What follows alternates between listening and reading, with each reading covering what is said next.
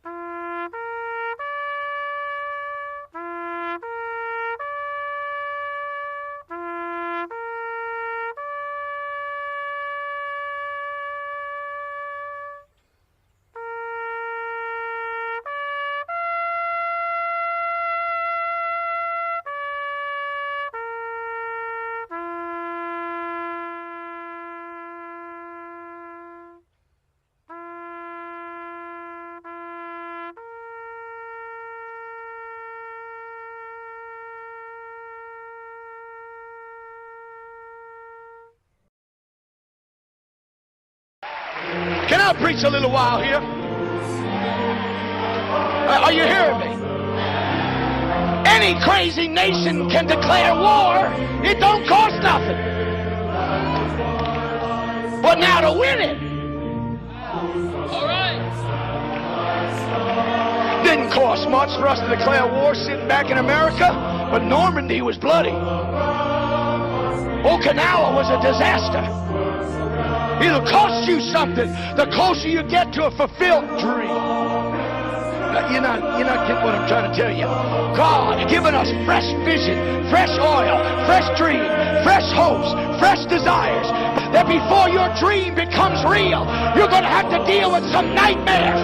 For the dream is your destiny. Your dream tells you where you're going. Your nightmare is your pathway to it.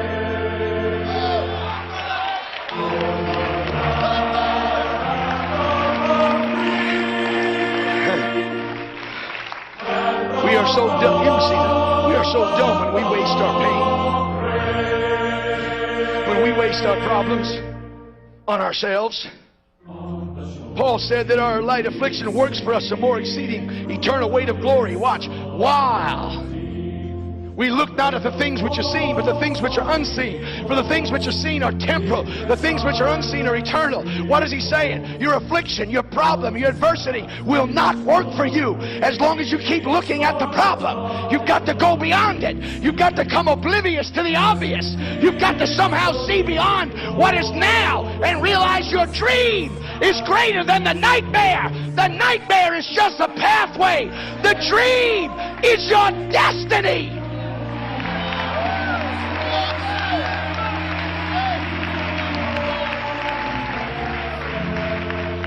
I'm not this smart, Doc.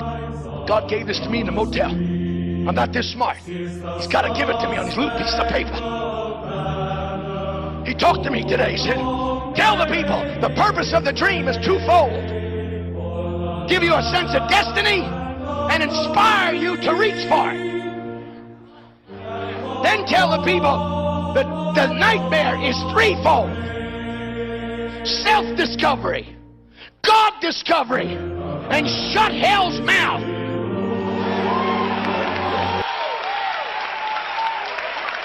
That's the only reason God let the devil mess with Job. It wasn't to mess up Job or mess over Job or kind of cause a great story that he told.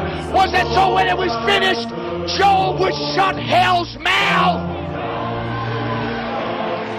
Why don't you use your nightmare to shut hell's mouth? I'll bless the Lord at all times. His praise shall continually be in my mouth.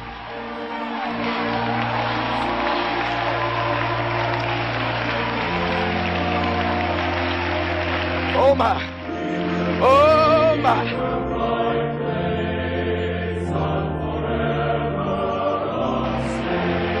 The closer you get to your miracle, the tougher it gets. The closer you get to your dream, the more pressure is on you.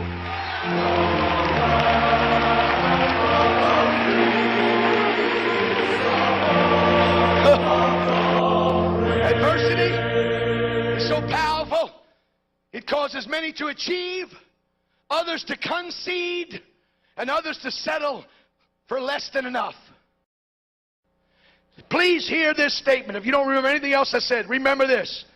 When I was raised in New York City, they used to give you this little cliche in school. Now, Jeffrey, anything worth doing is worth doing right or worth doing well. Well, I've got a revelation for those guys. I'm going to give you a new one.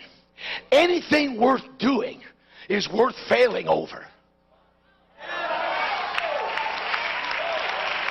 You didn't hear me. You don't want to give your life to something that if you fail doing it, you're a total disaster. If you want to give yourself to Christ-likeness and holy living, that's worth failing over because it's a worthy goal. It's a precious dream. If you want to give yourself to revival, that's worth failing over.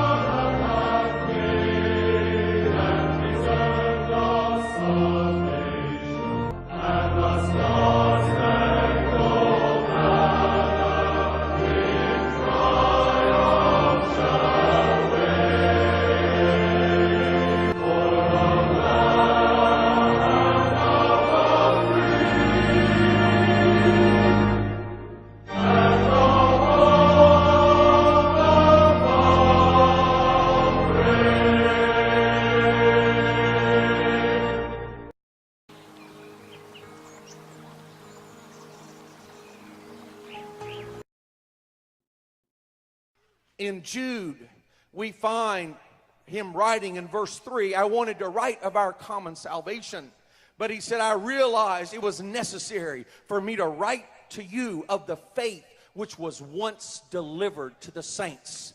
It's very specific in Greek. It was delivered once for all.